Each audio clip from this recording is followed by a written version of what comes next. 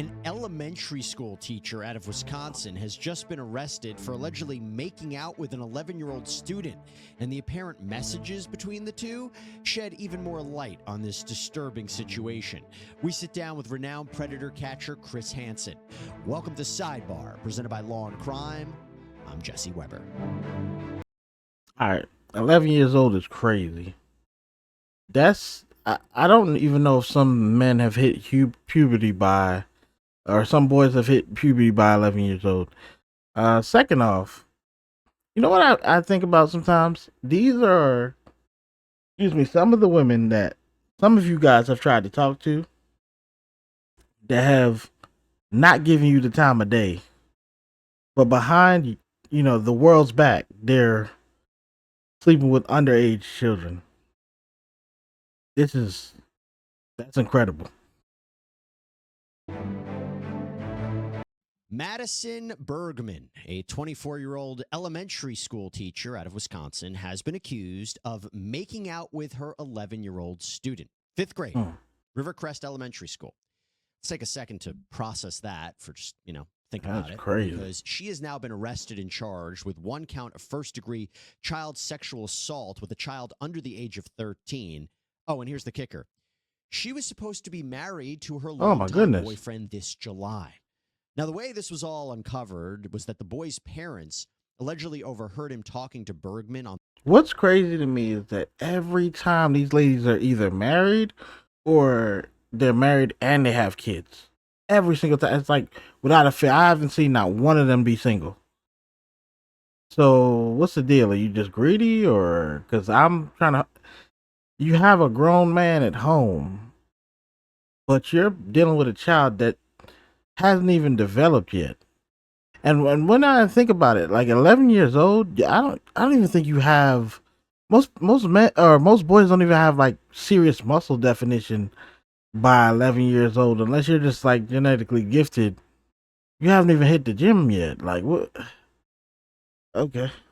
On the phone, the boy apparently revealed that they talked every day. The parents found text messages between the two.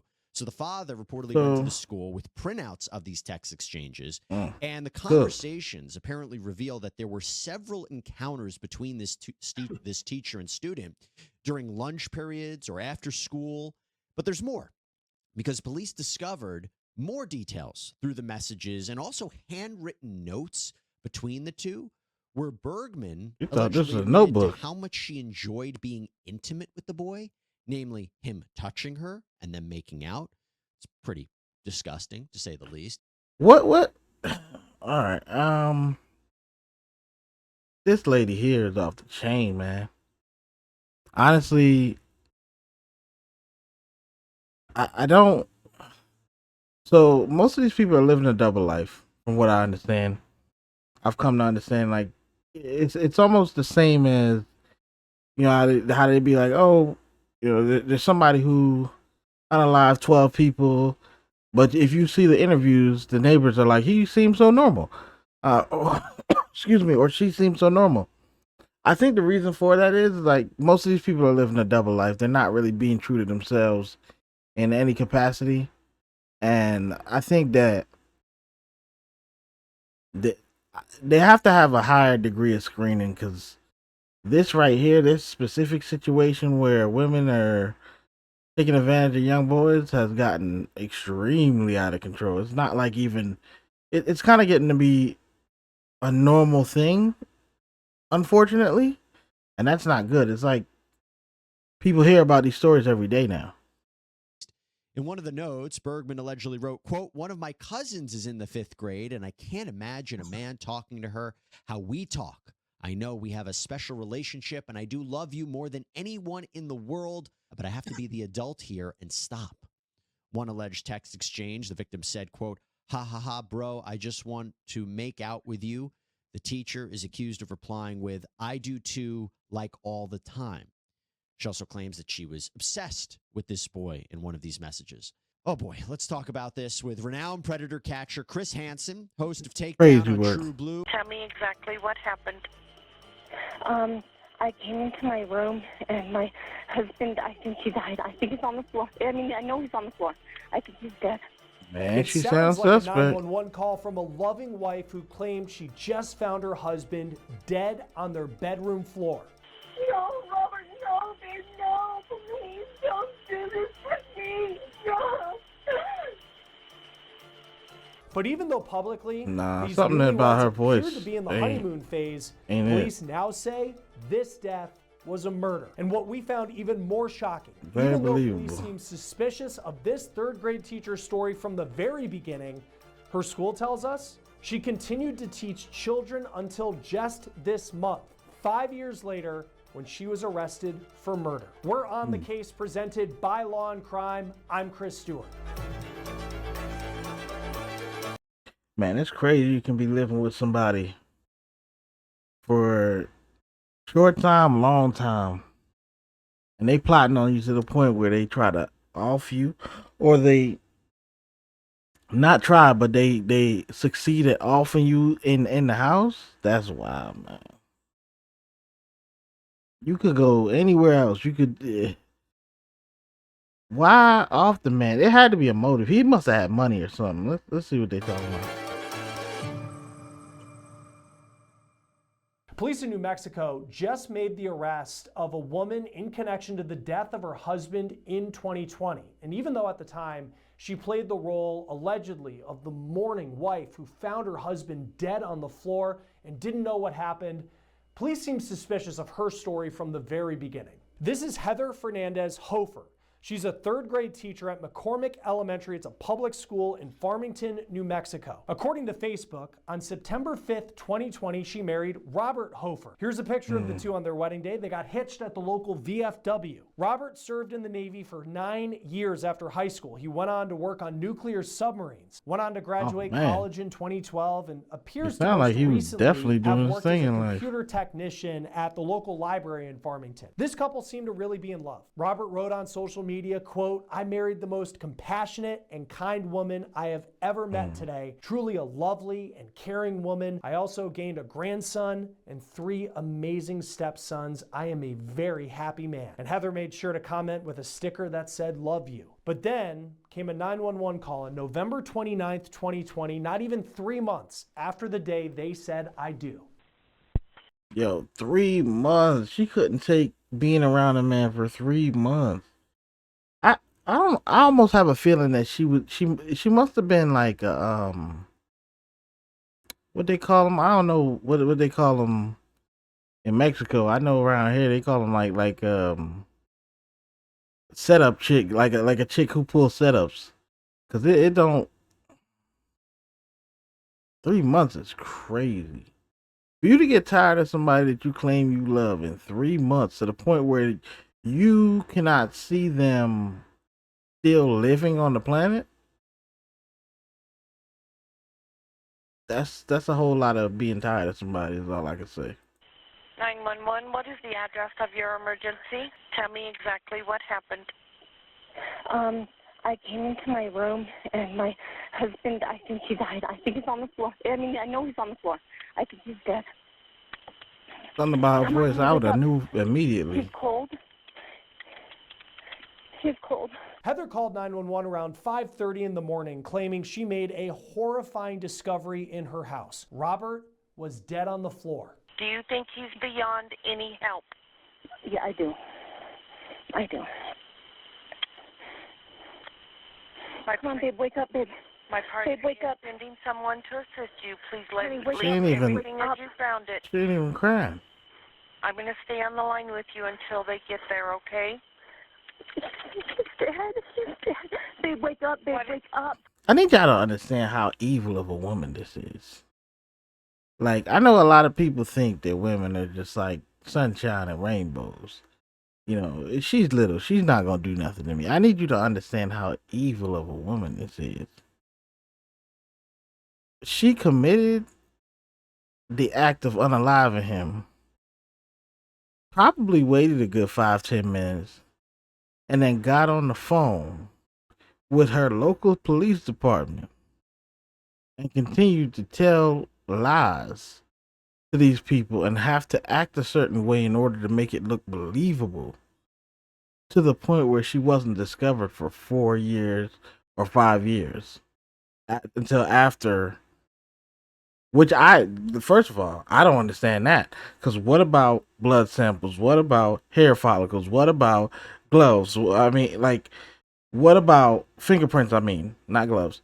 What about, going through the house with a UV light? What about any of that? Forget, even if you take away interrogation. What about science? So the scientists just gave up. The forensic scientists on this case was just like, you know what? Dude dead. It be like that sometimes. Like, what was the discourse between the police and these people in this case? It just doesn't seem like justice was served in this matter at all. What is your Wake name, ma'am? up. Hold on, I can't hear you. Hold on, let me put you on speaker. No, you're fine. Babe, come on. Come on, babe, wake up. If you want, ma'am, Yes. if you want to try, I can give you CPR instructions. No. But if you think he's beyond any help, Send somebody now. Please ma'am, hurry. they're on their way. What is your name? Heather Hofer. Heather. They are Yes. headed that way, and I'm going to stay on the line with you until they get there, okay?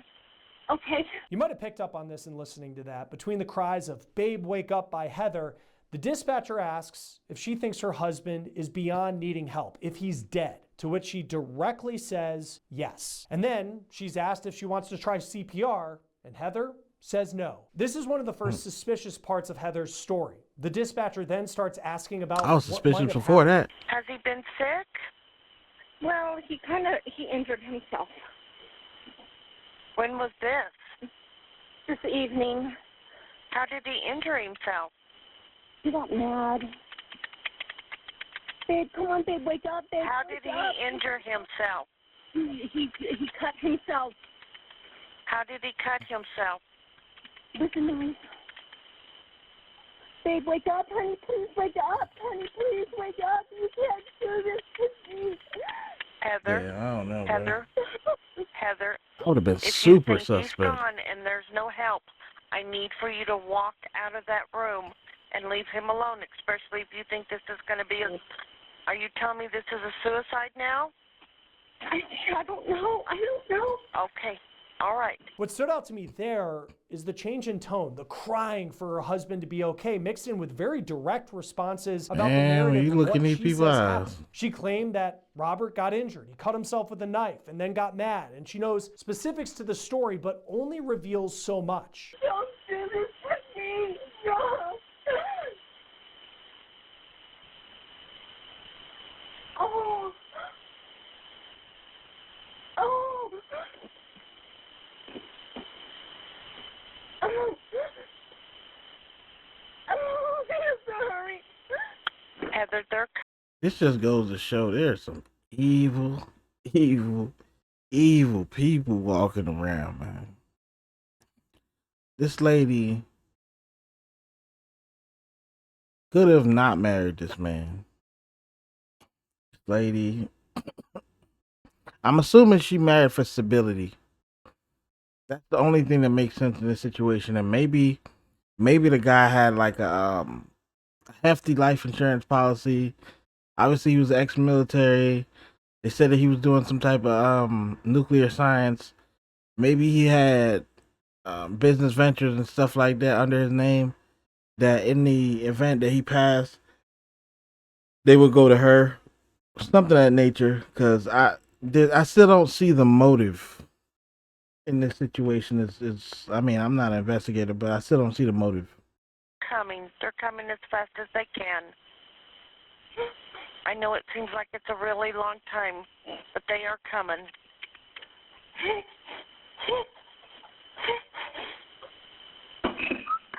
They have to hurry. Please tell them to hurry. My partner is Heather. Where did he cut himself at?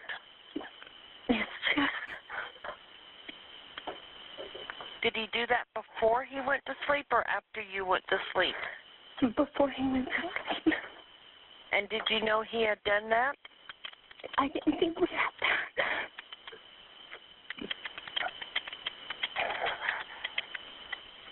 I didn't. Hold on, she didn't think it was that bad. even if you're following this as a dispatcher on the phone, the confusion comes into where she just asked her a question: did she cut herself, or did he cut himself before she went to sleep or whatever? She said yeah. Then she goes on to say, "I didn't think it was that bad," because the lady asked her why didn't she report it. So you didn't go check?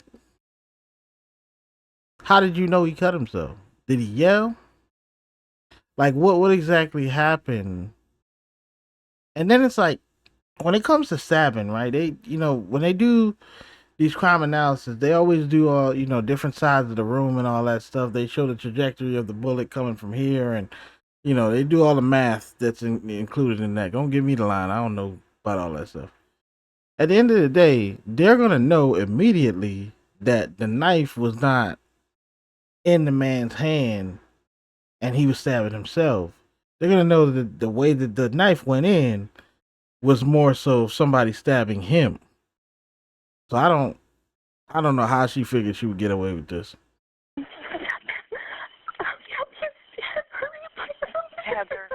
Heather, I'm here with you until they get there. I'm the You can one tell that's us. staying with you until they get there. About 9 minutes after Heather calls 911, Ditch police passer. arrive.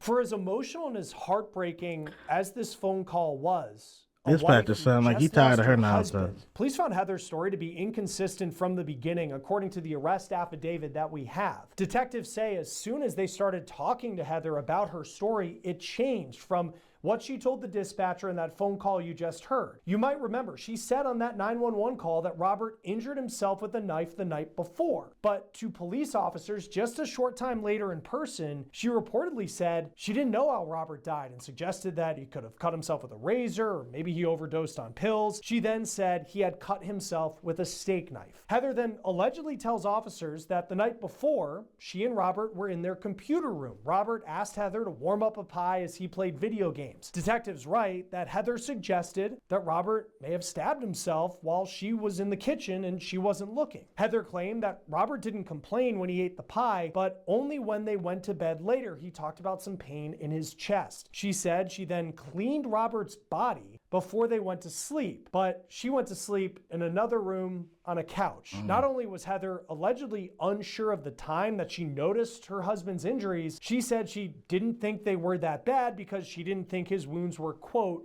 that deep. And why did Heather not allegedly sleep in the same bed as her husband? She accused Robert of, quote, wetting the bed. Police also note that they thought Heather's demeanor was strange for someone claiming that they had just found their husband dead on the floor because she talked about her husband wetting the bed, but at the same time she was allegedly laughing and smiling. A key piece of evidence is a knife block that Heather had in the kitchen of their house. Police say she What I don't get about any of this at this moment in time, when I'm looking at this now when they're talking about this, how did it take 5 years to solve this case?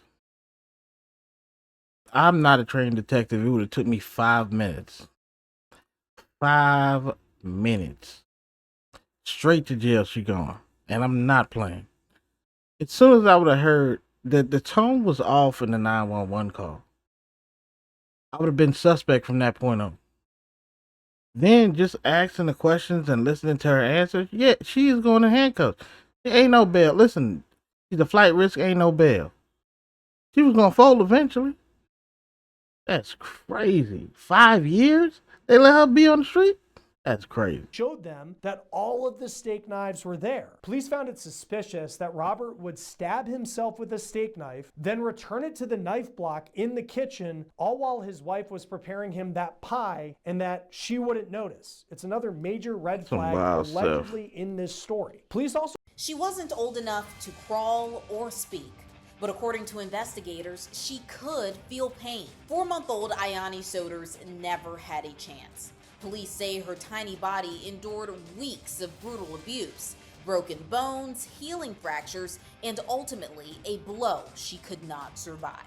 Investigators in Dauphin County, Pennsylvania say she was allegedly killed by her own mother and her mother's boyfriend, the ones who should have rocked her to sleep, but instead are accused of silencing her cries. Yo, what did I just hear, bro? Oh no. Listen, I'm gonna say it again. If y'all don't want no kids, man, stop having kids, bro. The other alternative is the kids already here, give them up for adoption. It's to the point where, ladies, y'all can leave the baby on the fire station doorstep and they will find a home for the kid. Why do y'all feel like y'all gotta end the kid? Then here's another part to it. Y'all meet this new dude who's not the kid's father, because everybody gotta leave the relationship nowadays. And then you allow him to do this? This is what y'all allow? Come on, man. That's disgusting. I'm Kennedy Walker, and I'm going to walk you through the heartbreaking tale of red flags that were reportedly never acted on until it was too late. She was just a baby, helpless and innocent, and at 4 months old, her future was stolen before it even began. On March 28, 2025, baby Ayani was pronounced dead. What doctors found when she arrived at the hospital wasn't just tragic, it was criminal. According to an affidavit obtained by WHP-TV, Ayani suffered from a compound fracture in her right femur, skull fractures, and multiple rib fractures, some of them already healing. The signs, police say, pointed to something far worse than a simple accident. 20-year-old Layla Soders, baby Ayani's mother, reportedly told police she had dropped her daughter in the shower, claiming that's how the injuries happened. Police say she even reenacted the supposed accident, but officers weren't convinced. And soon, her story reportedly changed. According to court documents, Soders allegedly admitted there was no fall or accident. Instead, she said it was her boyfriend, Jose Melendez Padilla, who caused her daughter's injuries. Crazy. Man, that lady, the mom is not, by any means, she's not a bad looking chick. She could have got anybody who she wanted, I guarantee. She ended up with this dude. And then whether she committed the crime or not, she's still covering for the dude. And then this dude here, they have a field day with him in prison. I guarantee it. Like, man, this is a rough one. This is a rough one here. Soders claimed Padilla had been punching, kicking, and throwing the infant since February. And though she knew what was going on, she allegedly said nothing. The documents claim she even allegedly skipped a scheduled doctor's visit to avoid raising red flags. So Dauphin County Police started digging.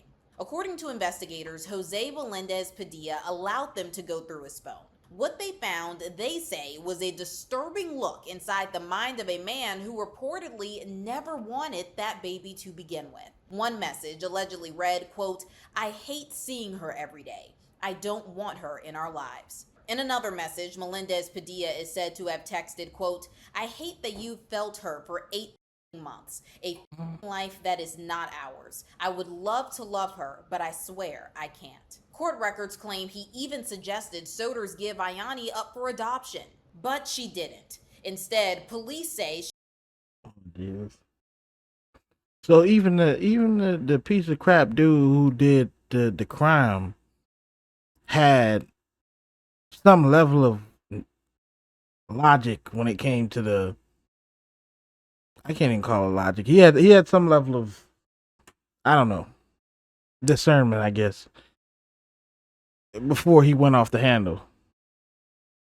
Now I'm wondering, is this the kid's dad, or is this somebody else? Because they say it's a boyfriend, but the boyfriend could still be the father.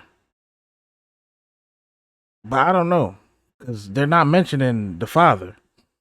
she continued to let her boyfriend stay. She even let him watch the baby alone. On March 22nd, just 6 days That's before crazy. Ayani died, Melendez Padilla allegedly told Soders the baby had gone unresponsive. He claimed to have given her CPR, but still, no one called for help. Then, on March 27th, the day before the baby's death, Melendez Padilla reportedly sent another chilling message, pointing out that Ayani's right leg, the one with the fracture, looked much fatter than the left. But the next day, it was too late. On March 28th, baby Ayani died. The autopsy told the rest of the story, reportedly traumatic injuries to the head, neck, and chest, fractures across her tiny body, and swelling to the brain. The cause of death?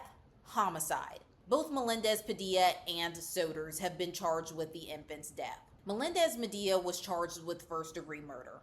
Investigators later revealed he was in the United States illegally. Soders, the baby's mother, is facing several charges, including third-degree murder, endangering the welfare of a child, and conspiracy. How do you carry a kid for 9 months? Go to all the doctor's visits, all the pain, suffering, or whatever you want to call it, that has to do with childbirth. Give birth to the child, and then allow some nonsense like this to happen to the kid. On your watch at that. Like this didn't happen behind your back. Like, you knew what was going on the entire time.